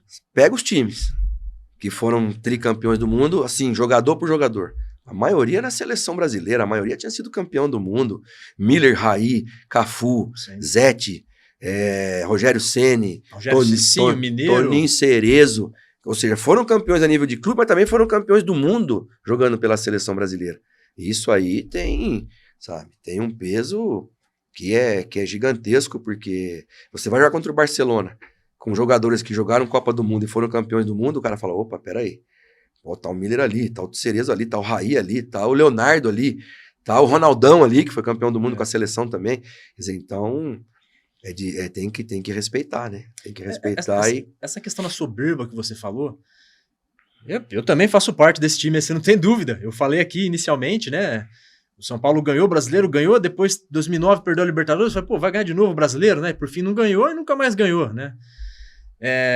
Mas será que é só o nosso time que faz isso? Ou todo mundo que ganha bastante, chega uma hora que fica com um pouquinho de soberba? É a questão da... Eu perguntei pro Marcelo Lippi, campeão em 2006 com a seleção italiana, ele foi meu treinador no Cesena, e ele falou assim pra mim que quando o cardápio perfeito, quando você vai num almoço, é um peixe, um que nada, uma carne, né, uma vaca, um boi, um que corre e um que voa, uma ave. Então esse é o cardápio perfeito.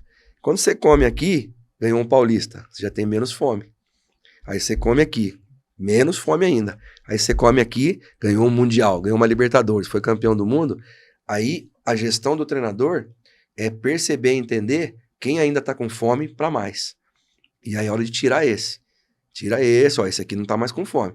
Ah, ganhou tudo, mas tá dormindo naquilo, tá deitado em cima do que conquistou. Já não tá com o mesmo empenho, já não chega cedo, já não sai mais tarde, já não faz... O outro faz 10 abdominais, ele faz 12, não, ele já faz 5. Ele já tá achando que a posição é dele. Ah, jogo em tal cidade eu já não vou. Manda outro. Então, acabou. Pelé, Messi, Cristiano Ronaldo conseguiram jogar 10 anos, mais de 10 anos no mesmo nível. Sim. São poucos os que conseguem, sabe, jogar 10 anos. Não, olha, são ali, ó. mesmo. Mesmo. O Ronaldinho Gaúcho é fenômeno, mas o Ronaldinho Gaúcho não teve esse espaço gigante. O fenômeno também, mas machucou muito. Então, que o cara consiga jogar durante 10 anos aqui, ó, é por glória mesmo. O cara tá jogando, sabe, porque ele quer ser campeão de tudo. Então, aí tem que entrar a gestão. Então, eu acho que passa muito por aí. O São Paulo, de 2009 para cá, não tá nesse processo. Mas outros fatores, como a questão financeira que a gente já falou, a questão desse mercado mundial que mudou, outros mercados menores começaram a chamar a atenção do jogador, o jogador pensando na grana. Ah, eu vou porque vai ser a minha independência financeira. Então o jogador preferiu não disputar tantos títulos, mas ir fazer a independência financeira dele. É um direito. Sim, né? Sem dúvida. Mas o jogador craque, você não repõe facilmente. Então quando você perde um craque, como que você repõe? E isso aí às vezes custa tempo, prejudica o trabalho do treinador, a dança das cadeiras na vida do técnico, ela fica maior, cria insegurança no clube. A corda é mais fraca do lado dele, né? O torcedor hoje, ele tem muita influência no trabalho, porque o torcedor faz a caveira do jogador, faz a cruz, e o jogador tem que ir embora, se o torcedor não gostar do cara. Às vezes não entende que é um processo. Então tudo isso, e o treinador tá ali, se equilibrando nessa corda bamba aí. São várias nuances, né? E sempre acaba estourando nele primeiro, né? Totalmente. Eu deixei de jogar, uma das razões foi por isso, por essa injustiça de, eu fui convidado para voltar lá pro Catar? Fui, mas eu não quero, eu prefiro ficar hoje na ESPN, trabalhar, estar com a minha família, que o treinador cria um fantasma de não criar filhos, e isso também pode ser prejudicial a largo prazo. Porque o cara tem a conta no banco cheia, mas tem os filhos que não estão encaminhados. Por isso que eu falei que a minha maior vitória é a minha família, porque é muito difícil, né? Porque às vezes você ter sobra de dinheiro também pode também te trazer prejuízo, porque você cria um coração fraco nos filhos. Ao invés de não, tem que trabalhar, tem que correr atrás, nunca ninguém morreu de trabalhar, eu trabalho desde os meus 10 anos de idade. E então, tá bem, né? Justamente. Então, tudo isso são escolhas, né? São escolhas que a gente precisa fazer nas horas certas, né? Essa questão aí de ser técnico, você fala, né? A corda sempre estoura do lado mais fraco e, infelizmente, isso em todos os times, pelo menos aqui no Brasil, o técnico é mandado embora. Eu lembro uma situação que o Muricy, ele conta num podcast. E, poxa, o Muricy tricampeão brasileiro com o São Paulo. Na Libertadores de... Aliás, ele era bi até então. Libertadores de 2008, São Paulo cai pro Fluminense, tomou gol no último minuto e tal. Lembro. E ele conta uma situação que ele tá voltando pro hotel, diretor do São Paulo, tá todo mundo fazendo cara feia com ele. E ele cita umas questões de bastidores ali, falou, poxa, cara, agora eu vou cair. Agora não sei o quê, eles não me querem mais lá. Fala, poxa, o cara foi bicampeão brasileiro. Levou o time na final. Levou, então talvez essa soberba já viesse de cima, né? Tipo assim... Ele cai na semi, né? Contra o Fluminense. E aí o Fluminense perde pra LDU na final. Não, a gente caiu nas quartas de final. Cai nas quartas. É isso, porque o Fluminense passa, pega o Boca Juniors, vence e vai pra final contra a LDU. Ah, isso. Renato Gaúcho era o técnico, né? Renato Gaúcho. Então, assim, o Muricy, ele tava sendo muito cobrado pra ganhar aquela Libertadores, porque como assim? São Paulo faz 3 anos que não ganhou uma Libertadores. O Lages não colocou o cargo à disposição agora? Cara, mas que loucura. Perdeu pra Defensa e Justiça na Sul-Americana e perdeu pro Flamengo. Não, que loucura. Entendeu? Mas isso até... Imagina a pressão em cima dele. Imagine a pressão, tipo, ó, Palmeiras tá chegando e tudo mais. Então, eu vejo também que é muito injusta. E o Palmeiras nem ganha do Corinthians, né? Ou seja, o Palmeiras empata com o Corinthians, ou seja, mantém lá acho que os 11 pontos que tá, ou 10, né? 10 pontos agora por conta do jogo do... Cara... 10 ou 9, se eu não me engano. 10 pro Palmeiras e 11 pro Flamengo, que ganha. Deles. Não, moral da história, essa questão de técnico aí é bem complicado, inclusive para um Muricy que foi super vencedor, né? Não, e a saúde dele? A saúde dele ficou bem deteriorada. E a saúde do Joel Santana, e a saúde do Ricardo Gomes, e a saúde do Renato Gaúcho, e a saúde do Tencati. Ou seja, e a saúde desses treinadores todos, quer dizer. Então... Que é muita adrenalina, muito nervosismo. Você é o para-raio de tudo. Você é o para-raio. Você é o para-raio de tudo, e aí você tem uma família ainda para cuidar. A gente estava falando dos grandes jogadores. São Paulo sempre foi um clube pioneiro em formar grandes jogadores. São Paulo ele é ainda um time acima da média nesse quesito. Por que tem jogador que é revelado no São Paulo que ele não vai tão bem assim no clube, mas na Europa ele desponta? Eu vou citar 2 exemplos. O próprio Kaká. Pô, mas o Kaká jogou bem no São Paulo. Sim, concordo, ele jogou muito bem no São Paulo. Mas talvez ele tivesse ficado marcado. É claro que não é só culpa dele. Não ganhou título, um título expressivo. E na Europa ele se tornou o melhor do mundo. Lá ele arrebentou. Ele jogou 10 vezes mais do que ele jogou no São Paulo. E o Casemiro. O Casemiro do São Paulo tinha um futebol, na minha opinião, bem mediano. E foi até engraçado, porque ele começa ali como o primeiro volante, aí foi passando técnicos. Não. Ele não é primeiro, ele é segundo. Cara, foram jogando tanto ele pra frente, que até 2012, quando ele saiu de São Paulo, ele era atacante. Então não é possível isso. Aí ele vai pra Europa, alguém lá, não lembro qual foi o primeiro técnico dele, e fala, não, para com isso. Ele vai pro satélite do Real Madrid, né? Real Madrid, depois ele vai pro Porto, né? Castilha, acho que é Castilha. Isso, agora que é o Real Madrid B, né? Castilha ou Compostela, não sei, ele vai pra um desses clubes aí. Isso. E depois ele vai pro Porto. Ele vai emprestado, se não me engano. Isso mesmo. Eu acho que até aí ele jogava de atacante, depois começaram a recuar ele e voltaram ele para a posição original. O Zidane foi quem trouxe ele de volta, né? Porque o Zidane acho que teve ele lá no Castilha, né? É isso, porque ele começou lá o Zidane. Isso. Eu acho que foi isso, então. Então assim, como que você explica isso? Poxa, aqui o jogador ele é mediano no São Paulo, não, né? O Casemiro principalmente. E hoje ele é nosso primeiro volante da seleção brasileira, incontestável. 5 Champions League, né? Eu acho que tem a ver com as sociedades nos clubes, né? Às vezes você vai para um clube e não acha um parceiro na posição ali. Por exemplo, jogava a nossa sociedade no meio-campo no São Paulo era o Bernardo, Pita e eu. Na lateral direita era o Zé Teodoro, Bernardo e eu. Na lateral esquerda, Nelsinho, Bernardo e Pita. Na frente era Bernardo, Miller e Careca. Do lado esquerdo, Bernardo, Pita e Careca. Bernardo, Sidney e Pita. Então eram os triângulos de sociedades, né? Dario Pereira, Oscar e Bernardo. Dario Pereira, Oscar e Gilmar. Então são os triângulos que formam as sociedades, e aí depois o técnico junta isso tudo, e aí faz funcionar o todo a engrenagem. Depois começa a trabalhar quem tá de fora, para quando entrar na engrenagem, a engrenagem não engripar, como a gente costumava dizer, né? Então assim, é isso. O Casemiro, quando ele sempre foi um goleador nato, Sempre teve um cabeceio muito bom, mas não era bom na parte de cabeceio defensiva.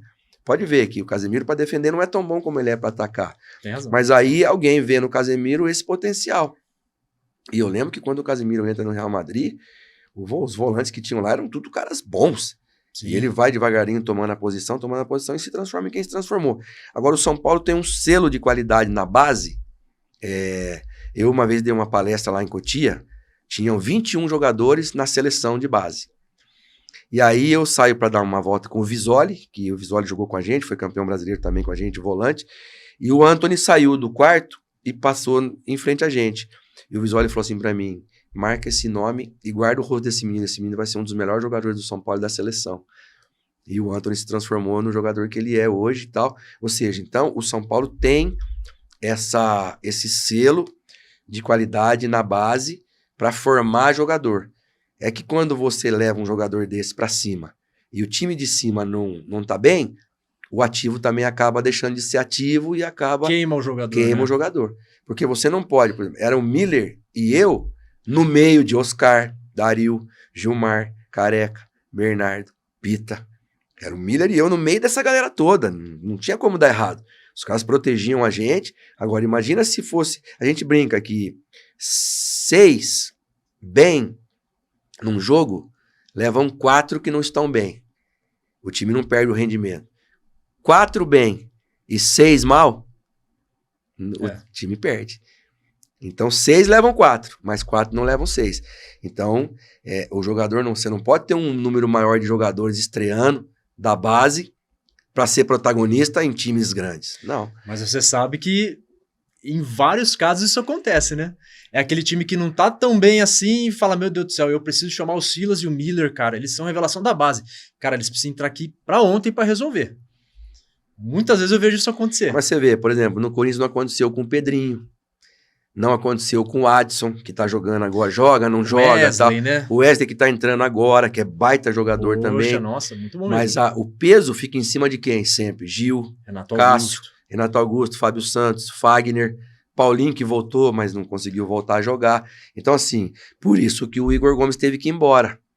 O Rodrigo Nestor conseguiu aguentar. O Gabriel Sara foi embora. O Brenner, né? Era Brenner, né? O centroavante. Brenner, foi embora, tá nos Estados Unidos agora. Tá nos Quer dizer, e também não conseguiram aguentar. Então tem essas... O Beraldo tá, porque o Beraldo é muito craque. Então o Beraldo tá conseguindo sobressair. Ou seja, acontece isso. Mas você não pode colocar o peso no Beraldo.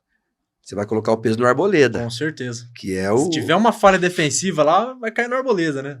Quer dizer, então assim, funciona meio nessa... E o jogador, à medida que ele vai jogando, o Léo Pelé não conseguiu segurar, teve que sair, né? É a lei fria. Mas ele formou também uma dupla muito vidraça, vamos assim dizer, né? Ele jogou ele e o Diego Costa, um menino. Justamente. Assim, o Léo Pelé, ele é um zagueiro, mas de origem ele é lateral esquerdo, Isso mesmo. E o menino lá, o outro, o Walter, Valcir, né? Valci, o outro volante que tinha no São Paulo, que machucou o joelho. O zagueiro. Isso, machucou o joelho também, um baita jogador também. Uma judiação. Entendeu? Tava na seleção brasileira, sub-20, se eu não me engano, sub-23. Isso. E ele tava para ser vendido do São Paulo. Isso ele machuca o joelho até hoje. E durante muito tempo, o Rafael o Jandrei, a gente foi injusto com o Jandrei, porque o Jandrei não teve proteção na frente dele. A zaga não tava bem, estourava tudo lá no Jandrei. E aí, quando a zaga tá bem, o goleiro sofre pouco. Aí o goleiro vai tomando fôlego, quando você vê o cara tá grandão. Aí começa a fazer coisa difícil. Sendo que no primeiro vem bola toda hora. Uma hora passa, né? Bola acaba entrando. E muitas vezes o atacante que errou 3 gols lá na frente, a culpa de quem? Justamente. Tomou aquele gol. Mas se falou muito do gol que o Rames perdeu de pênalti, mas se falou pouco do gol que o Caleri perdeu. Porque a régua de medir, ela é injusta mesmo. Não tem jeito, infelizmente. É a régua do futebol. Não, sem dúvida. Bom, Silas, olha, eu ficaria aqui até amanhã, cara, conversando com você. Você tem uma carreira incrível. Assim, teria tanta coisa, cara, pra eu perguntar, porque, cara, você já passou por um monte de lugar, sabe? Teve várias experiências, inclusive como técnico. Isso. Então, assim, o que a gente comentou hoje aqui, acho que foi 5% da sua experiência, né? Mas eu fiquei bem satisfeito com as suas respostas. Eu com certeza, eu tô um pouco mais iludido agora, depois de conversar com você, e eu espero que a experiência desse podcast possa, assim, eu seguir cada vez mais me iludindo e, de alguma forma, a gente poder contribuir para que o São Paulo em si possa voltar a iludir o torcedor. Eu gostaria, né, antes de encerrar aqui o podcast, agradecer, cara, mas você não tem ideia, cara. Agradecer imensamente de coração. Tenho certeza que foi Deus, cara, que colocou você no meu caminho aqui. Eu não tenho, nossa, eu não tenho nem palavra, cara, para dizer assim, não poderia ter sido melhor a estreia desse podcast com um cara tão ídolo quanto você. E assim, e repito, não, foi sensacional, cara. Eu não tenho palavras, de verdade. Eu tô até enrolando muito para falar aqui, porque eu não tenho palavra, entendeu? Foi muito bacana mesmo essa experiência. Agradeço demais. Eu te agradeço e desejo muito sucesso para você. A gente vai estar sempre por aí, conta com a gente. E a gente vai estar acompanhando, seguindo o São Paulo junto, né? Que o tricolor desiludido ou São Paulo desiludido? Então. É a mesma coisa, né? É a mesma coisa, né? Mas o São Paulo já está voltando a iludir o torcedor e que seja daí para cima. E que você, Eduardo, né? Pessoal de Jaú lá, um beijo grande para vocês, de Jaú. Todo mundo que vai estar acompanhando, assistindo a gente. Que seja o primeiro de muitos. Manda um abraço pro Luizinho Felipe. E com muito sucesso. Luizinho, valeu fazer esse link. Cláudia, te amo, minha prima, você, o Jaime, toda a nossa família aí. E que Deus abençoe vocês, Deus te abençoe também, Eduardo, e que você com o podcast aí vá sempre para cima. Bom, é isso então, pessoal. A gente fez aqui hoje a nossa estreia do podcast. Eu gostaria de agradecer imensamente quem assistiu até o final, quem vai assistir esse episódio aqui em suas partes. Lembrando, então, mais uma vez, eu sou o tricolor desiludido, não tô zicando o time, eu não quero mal do time, pelo contrário, eu torço muito pelo meu time. E essa forma de brincar com o nome do canal Desiludido é no sentido de forçar uma reação, que é a reação do São Paulo, e forçar o São Paulo a enxergar isso e falar, opa, pera lá, vamos voltar a iludir o torcedor. É só essa a minha intenção. É só isso mesmo. Um grande abraço para vocês. Se inscrevam no meu canal, curta esse vídeo, deixa o comentário aqui que na medida do possível a gente vai respondendo para vocês. E não se esqueçam de me seguir nas redes sociais. Escreve lá no Instagram, Tricolor Desiludido. Grande abraço para vocês e até o nosso próximo encontro.